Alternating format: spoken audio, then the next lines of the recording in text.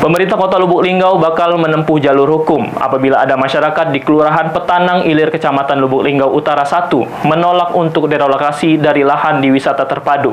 Karena penolakan tersebut berdampak terhadap pembangunan embung yang hingga kini belum dikerjakan. Persoalan lahan wisata terpadu antara pemerintah dengan warga di Kelurahan Petanang Ilir, Kecamatan Lubuk Linggau Utara 1, Kota Lubuk Linggau belum juga menemui titik temu. Warga yang menggarap lahan di wisata terpadu bersikeras menolak untuk direlokasi, sementara Pemkop tidak bisa melakukan ganti rugi, lantaran dinilai bakal menyalahi aturan.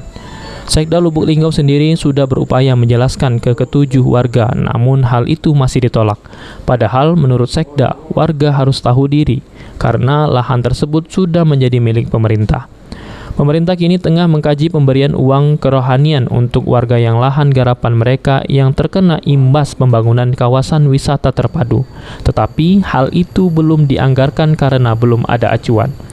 Namun apabila nanti tidak ada kesepakatan, Pemkot Lubuk Linggau akan menempuh jalur hukum untuk penyelesaian lahan di kawasan wisata terpadu. Mereka harus tahu bahwa itu memang lahan kita. Tapi kita lagi mengkaji kemungkinan kalau ada istilahnya itu uang kerohiman ya, ini yang kita lagi kaji.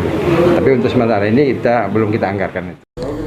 Tri Hajaria, PAL TV. Embung tuh kayak penampung air itu kan.